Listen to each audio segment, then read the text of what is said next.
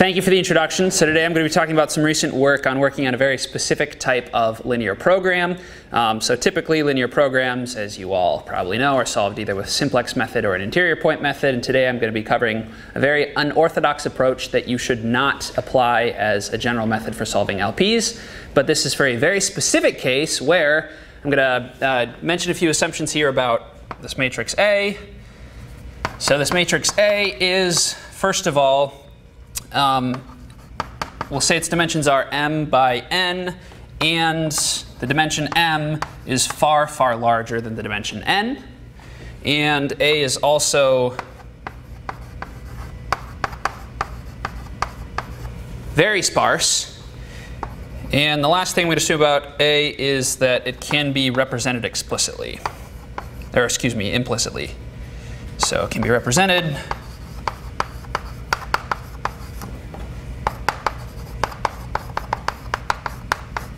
So when I say it can be represented implicitly, what I mean is you don't necessarily have to store the whole matrix in memory in order to know what those constraints are.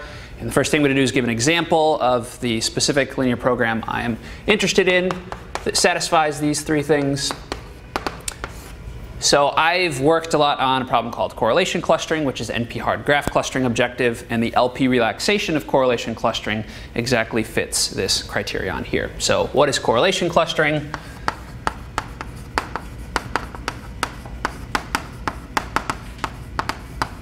Sometimes it's defined on signed graphs, but you can also describe it just for an unsigned graph. For simplicity, I'm going to do that. We have this graph G and correlation clustering, which I'm just going to write as CC, seeks a clustering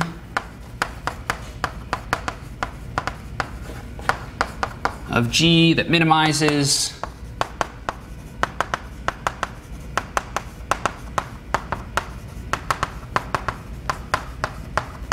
I want to minimize mistakes, and the definition of a mistake is one of two things.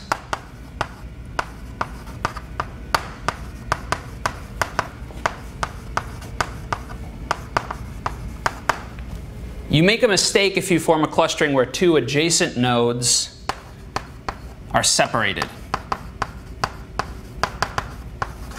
or two non-adjacent nodes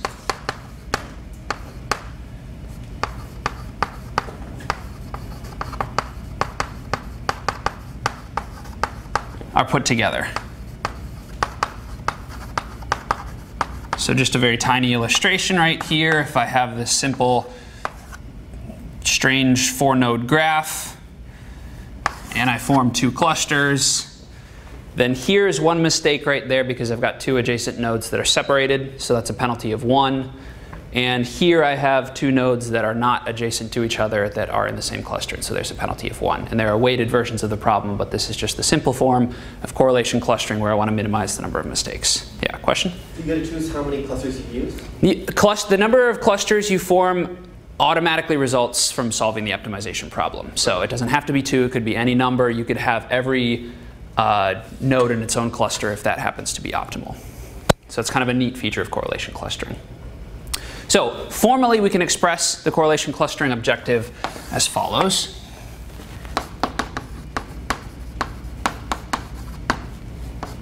Let's express it like this. Minimize a sum over all pairs ij. I will explain all of these variables in terms.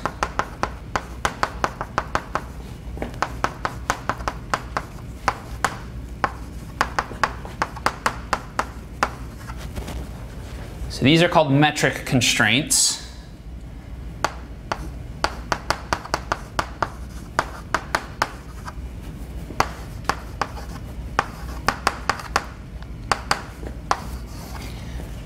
So this Dij right here is actually going to be fixed for a graph, and you can think of it as the reverse of the adjacency. Okay, so the adjacency matrix is 1 and zeros. This is just the opposite. So Dij is equal to 0 if edge ij, so I and j are going to be indices for the nodes in a graph. So 0 if I and j is in E, and 1 if I and j is not an edge. And the reason I'm kind of flopping the adjacency here is because I like to think of this as the desired distance between two nodes. So if you look at this example right here, these two nodes would like to be together because they're adjacent. So their desired distance is 0. These two nodes have desired distance 1 because they would like to be apart. And that may not always be satisfied, but that's at least the desired distance. And so what this optimization problem is doing is it is trying to find some vector x, which is also 1s and 0s, which represents the clustering. Okay, so if you can solve for some variables xij that satisfy these metric constraints and are between 1 and 0, then if these two are the same, then you get no penalty because the desired distance is the actual distance in the clustering. If these are different, it means two nodes had a desired distance of 1 or 0, but you couldn't fulfill that. And so this will count up the number of penalties that you have. Okay. So this can be relaxed into a linear program just by cutting this out. Cut this to get the LP relaxation. Yep. X is the matrix, a matrix, yeah. A binary matrix. Right, a binary matrix. Okay, so I was expecting to see some, like, wouldn't you want X to be sparse? So X is not going to be sparse. Yeah. Because like one classic, like if you have that graph over there, like one way you could do the clustering is literally put every edge as its own cluster, and that way you have no mistakes. Right? Every edge is its own cluster. So there's not always a way to have no mistakes. So the classic example, mini example, to illustrate the fact that you may not get away from making some mistakes is this picture right here. These two want to be together. These two want to be together. These two don't want to be together. Why don't you put the cluster on the first two? And then Clusters also have to be non-overlapping, I should have mentioned. Oh, okay, so seeks a non-overlapping. There. Thanks for clarifying that. So since we want non-overlapping clusterings, we're not allowed to do this. And I would just mention, if we could do this, then we wouldn't need these metric constraints. So these metric constraints are what guarantee that you will get a non-overlapping clustering. And if we could do overlapping, then we just say xij equals dij and we're fine, and there's a 0 penalty every time. So this is the reason why correlation clustering is NP hard and not just a trivial problem to solve. Okay. Now, if I erase this right here, and as a matter of fact, I don't even have to relax this. You could think of this as relaxing it to xij between 0 and 1. I'm not going to prove it, but if you do just a little bit of algebra right here, the way I've set up the problem, and because dij is 0 or 1, if you just completely get rid of this and not even replace it, the xij's will be in between 0 and 1. But by getting rid of this, you can then express it as a linear program, and I will do that here. And then your xij's will represent a relaxed distance that's not necessarily binary. So the correlation clustering linear program, you can express it like this. Minimize the sum of I less than j, where I've got these new variables yij. And just for a heads up, I'm going to set up constraints so that yij corresponds to this. Because I can't actually have an absolute value directly in my LP, but that's not so hard to get around. I still have my metric constraints on my other variables, the x's plus xi xjk. And then you have these constraints. Xij minus dij is less than or equal to yij, and dij minus xij is less than or equal to yij. Okay, and so these two constraints together will guarantee that yij is effectively just the absolute value of xij minus yij. So here's your linear program that is your relaxation of correlation clustering, and you can express this in matrix notation as minimizing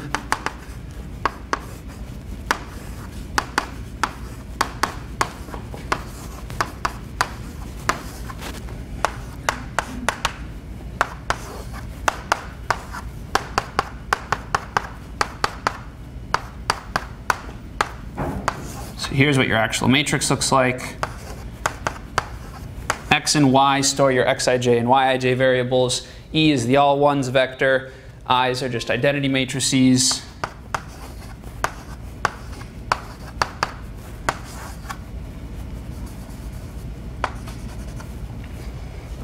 And T right here is the triangle inequality constraint matrix. So T times X less than or equal to 0 is equivalent to enforcing this metric constraint. Okay. So this is exactly the type of situation that I mentioned we're interested in solving. So here is a linear program where the matrix is very sparse. This has 3 non-zeros per row. These rows have 2 non-zeros per row. So it's very, very sparse. The dimensions of this matrix here, which before I called m by n, m in this case is order n cubed, because for every triplet you have a triangle inequality constraint, and I should mention that n equals the number of nodes in the graph. So m is order n cubed, n is order n squared, because you've got a variable for every pair. Actually 2 variables for every pair, so m is much larger than n. And this can be represented without explicitly storing the matrix, because you can, for example, check these constraints by going through a triple for loop. Okay.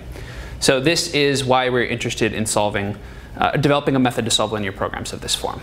So now what I'm going to do is I'm going to go back to some background on something called the best approximation problem, and then projection methods for the best approximation problem, because what we're going to do to solve linear programs like this is to cast it as a best approximation problem and then apply something called a projection method, which is not a typical way to tackle a linear program, but it ends up working for this problem.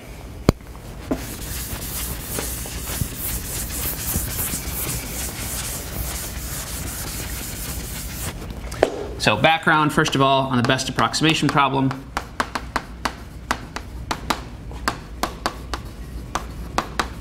Which I'll just refer to as BAP from now on. This is typical in the literature.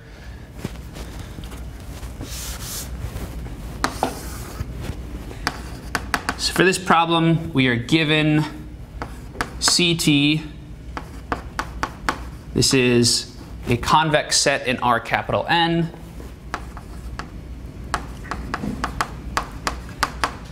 And there are m of these convex sets, where m and n are chosen to match up with these m and n for t equals 1, 2, up to m.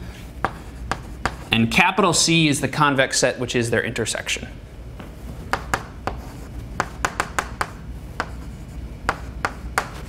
Okay, so given this set of convex sets, you can also assume that this is, or we're going to be thinking about these set C as being non-empty. Then BAP wants to solve the following problem. I want to find G star, which is equal to the projection of some vector Z onto this convex set C, which is just the argmin of all G within my convex set C. So this is just an orthogonal projection, essentially.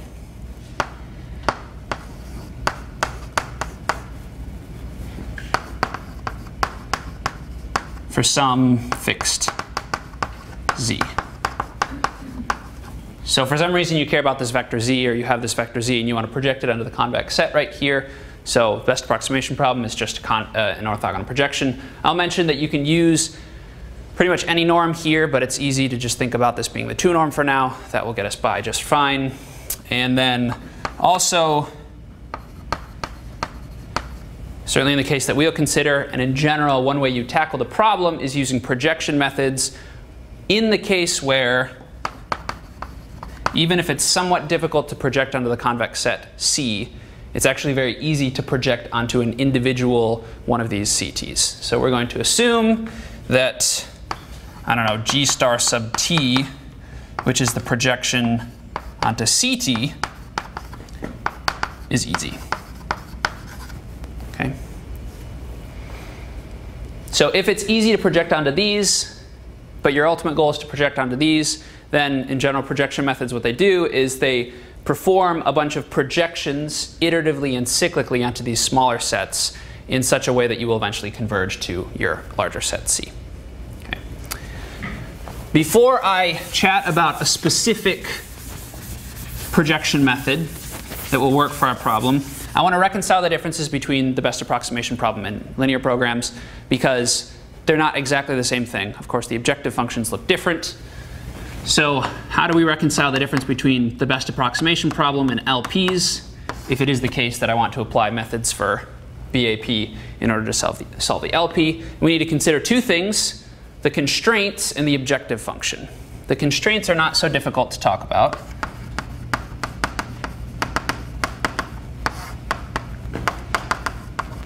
For linear programs, the constraints / the convex sets that I'm talking about, CT, are what are called half spaces. So T is the index for some constraint. C of T is equal to the set of G within Rn such that A sub T, the dot product of A sub T times G is less than or equal to B sub T, where A sub T right here is the Tth row of your constraint matrix, and B sub T is the Tth entry of the right-hand side. Okay, so the LP we're solving here, let me write it like this. Minimize C transpose. I'm going to switch to G being my variable here to match up the notation such that AG is less than or equal to B. Okay, so Tth row of A is right there, and then the Tth entry of B is right here.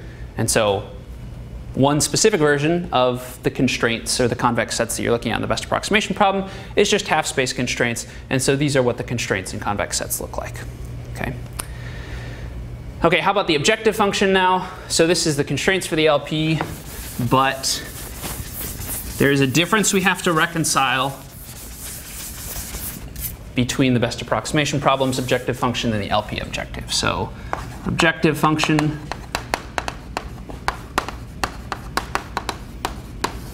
for the LP, we have something that looks like C transpose G, and for the best approximation problem, we have something that looks like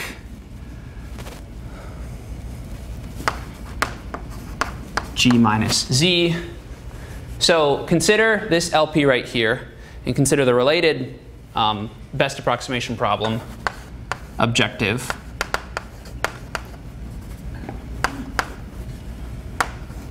Let me grab my notes here to make sure I write this down right.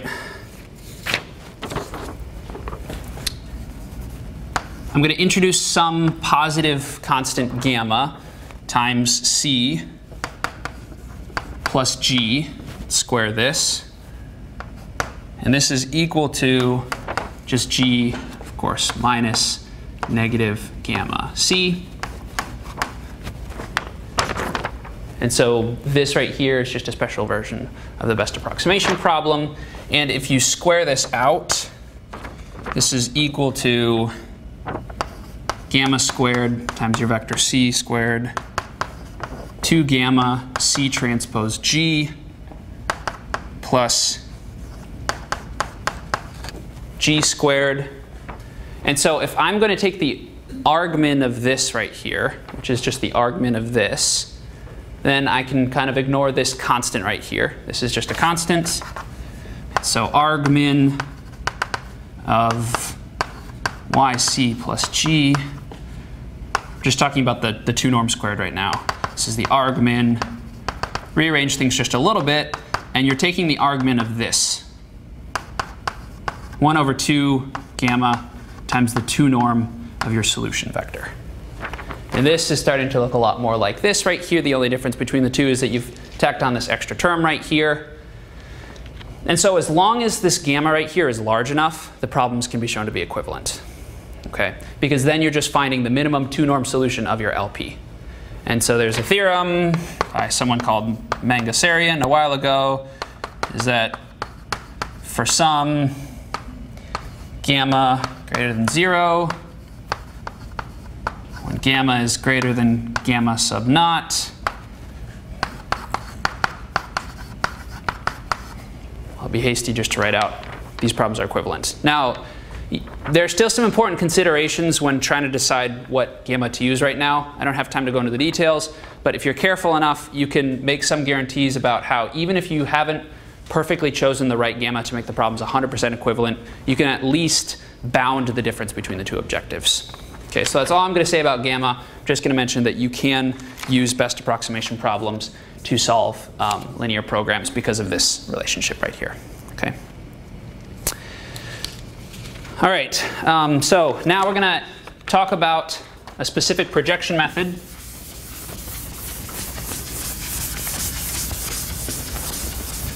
And pause really quickly just to check if there are any questions up until now at this point. So we've cast an LP as a best approximation problem. I hinted at projection algorithms before, and now we're actually going into detail about one projection algorithm. Okay. So Dijkstra's projection method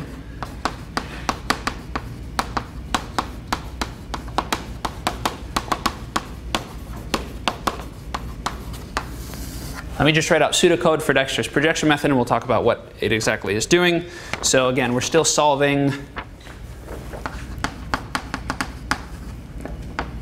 I want to find some G star, which is equal to the projection of some initial vector Z right here. And the pseudocode is, so this G is going to be your solution vector that you're iteratively updating. And you set this at first to be equal to your initial vector Z. And then one thing that Dijkstra's method requires is for you to have a vector that's called an a correction vector or an increment vector. Dijkstra called it an increment vector, so it's denoted by I of t. This at first is going to be set equal to 0, and it'll be updated along the way, or the 0 vector.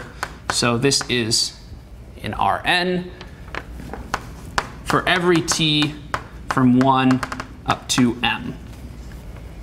So there are m correction vectors that we need to keep track of. So there are going to be some memory considerations for this vector right here, but they're set to 0 at first.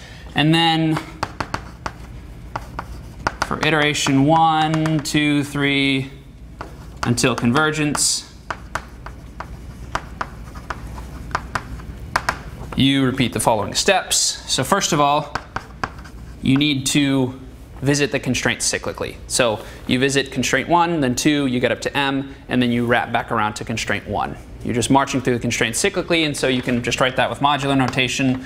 At iteration k, the constraint t that you are visiting is given by k minus 1 mod m plus 1. So cyclically visit constraints. And the first thing you do is get this intermediate vector h, which is your current solution G minus your correction term. So once you've determined which t you're at, you have a specific correction term.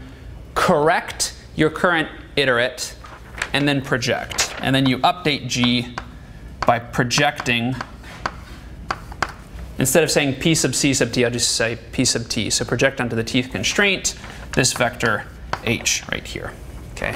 Cyclically visit constraints, perform a correction step, and then you need to update your vector it. So this becomes just the difference between g and h. Okay. Yeah. So intuitively, we're just essentially we're saying, oh, hey, we're not in the space yet or whatever, then we just project onto some constraint, and just project on next constraint, and just loop like that. You just keep going. So every time you visit a constraint, you check to see, okay, is this constraint satisfied?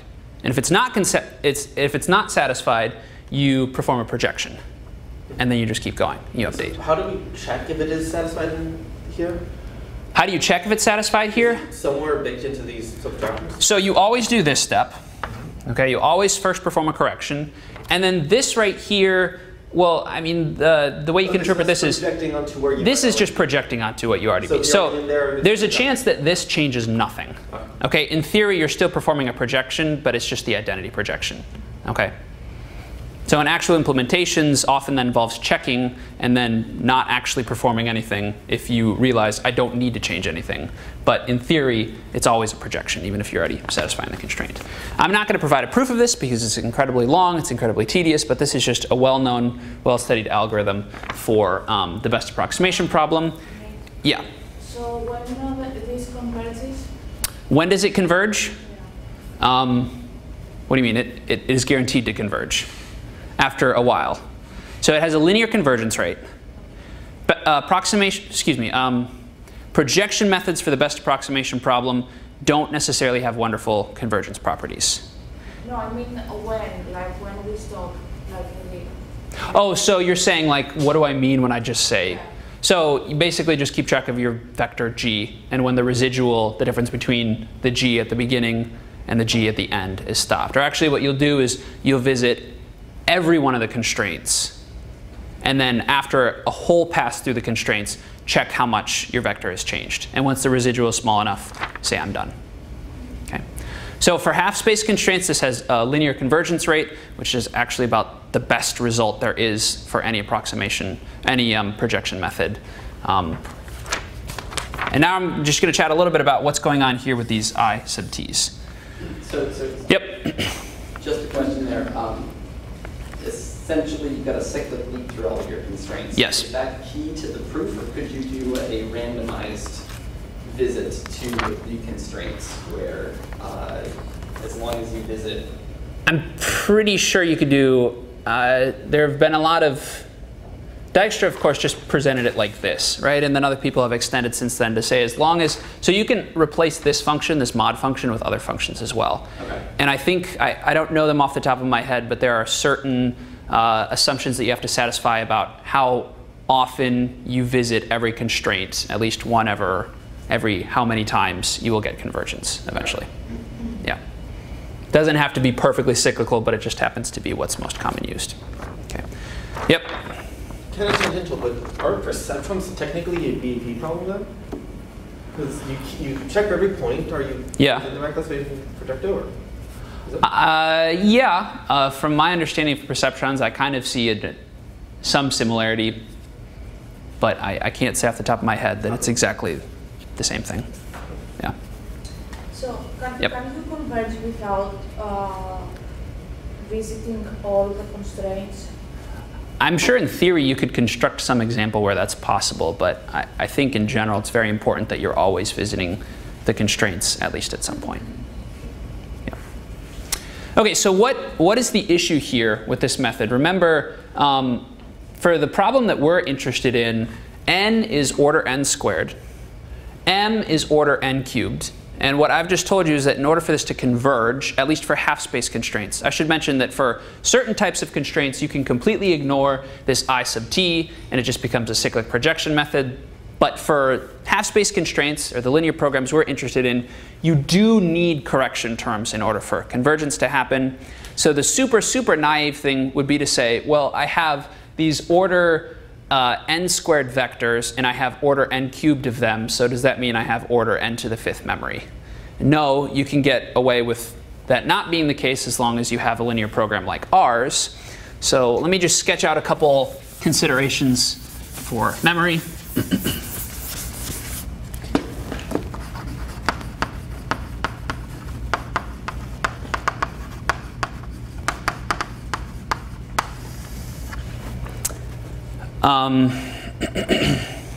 Actually, I think what's going to be even better is I'm going to realize this for a triangle constraint, and then we'll talk about the memory considerations specifically. So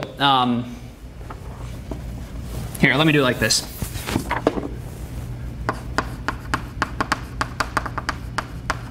I want to write out what is a projection of this sort for a half-space constraint, like the one I mentioned before. So projections for half space. Remember, I mentioned that our constraints for the linear program we're interested in are of this form. find every G within Rn such that AT transpose G is less than or equal to B of T. If I want to project onto a convex set of this form, then it is just a standard textbook result that this is the projection. So G prime will be my new vector after I've performed the projection. So projection onto constraint T of some initial vector, starting vector G, is equal to take the initial starting vector and subtract from it this.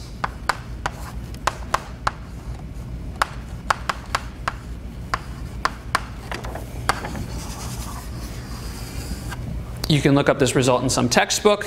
And now the important thing to notice about this right here is that A sub t for our problem has 2 or 3 non-zeros. So this update right here is going to change very few entries of G. It's going to change 2 or 3 of them at most if it changes any of them at all. Okay. So what does this look like specifically for the triangle constraint projection? Triangle constraints.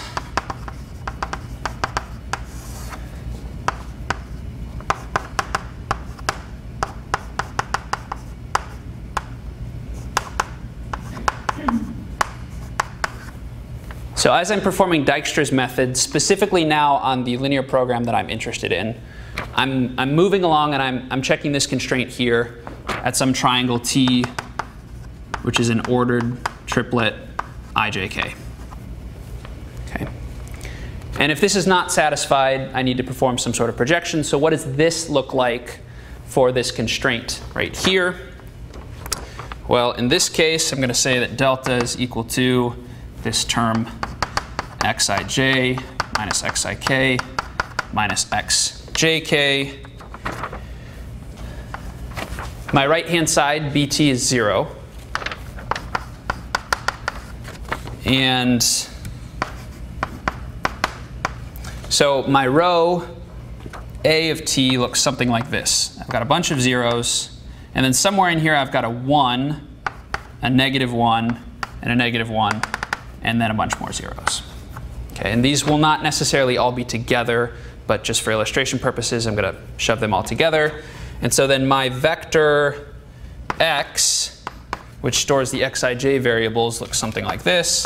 I have x1, 2, and then eventually I get my way up to xij, xik, xjk, goes on to x sub n minus 1, x sub n.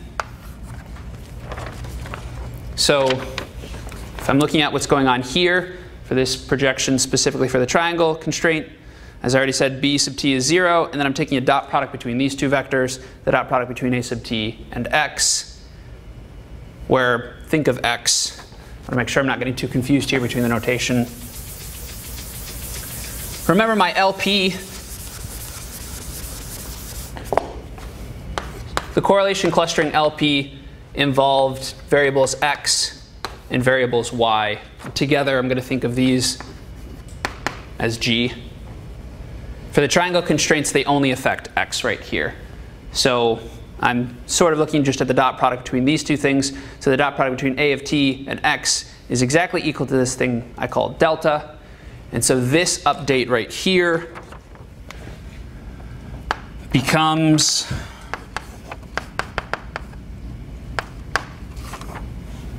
now I'm just zooming in on the 3 entries that potentially can change without writing all the zeros.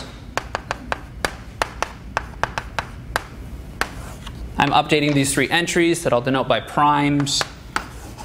For the new vector, I take the old vector,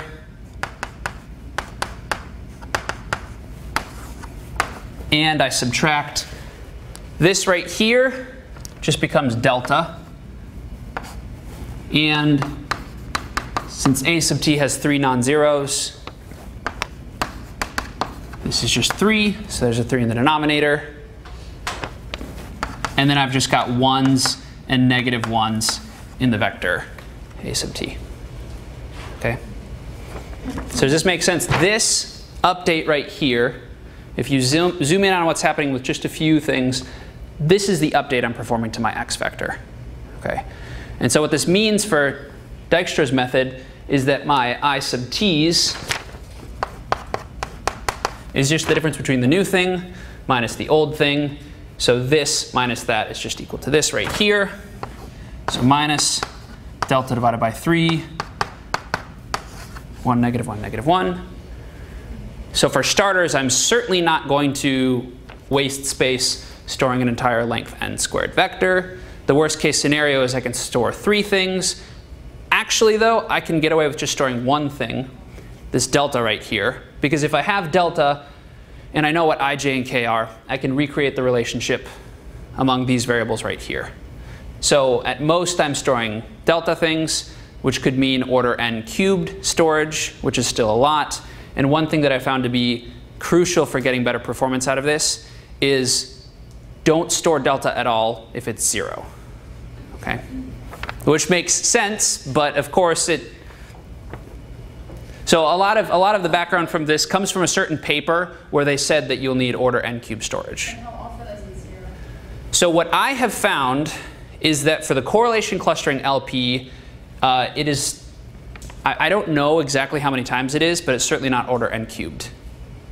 So if you do it both ways, where you're actually storing explicit zeros and you're not, there's a huge difference in memory. I can't prove, however, though, that in no case you will ever need that many correction terms. Okay. Yeah. So in implementation, you're using sparse vectors, right? It depends for what part you're referring to. So for this sort of update and whatnot.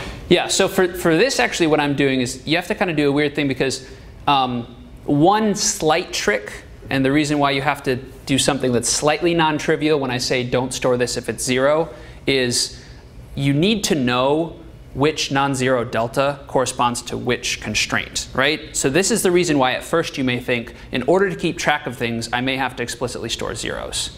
The way you have to get around that is every time you visit a constraint, that constraint corresponds to an I and a j and a k in a particular order. And if there is a non-zero correction term, you have some correction vector, which is a 4-tuple. And the entries of a correction vector are of the form I, j, k, delta. So what you're doing as you march through these constraints is you get to ijk, and you check to see, is the next tuple in my correction vector this I, j, and k? And if so, it means I have just reached a constraint where I have a non-zero correction. And so I need to find out what that delta is. And then I perform this step. And then once I have that, then I can perform this projection right here. And if I, again, have a non-zero correction for next term, I have to form a next corrections vector where I shove that tuple in so that I can perform the correction on the next iteration. So, yep. In this correction with T prime, shouldn't Z minus PT, like all this, yep. Be multiplied by A transpose T?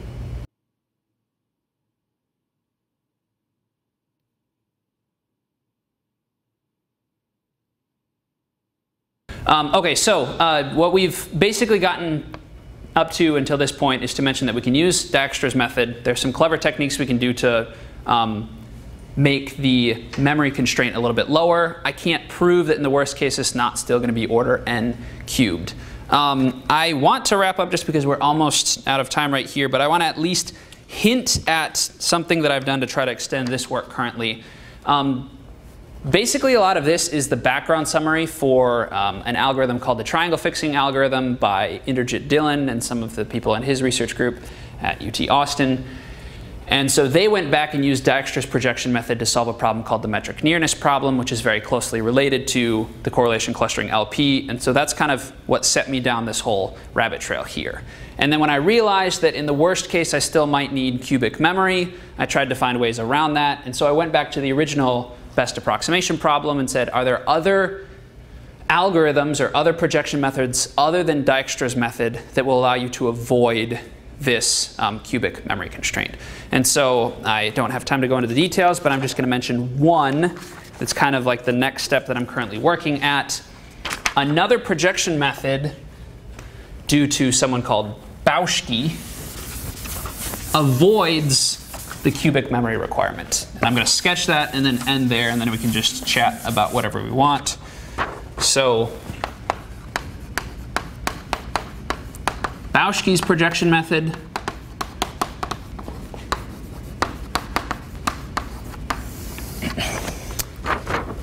I can just write this succinctly like this. So I have my vector g that I'm iterating. So at the k plus first iterate, this is what it looks like. I'll tell you what lambda is in a second. Z is the vector that I'm projecting. 1 minus lambda k plus 1.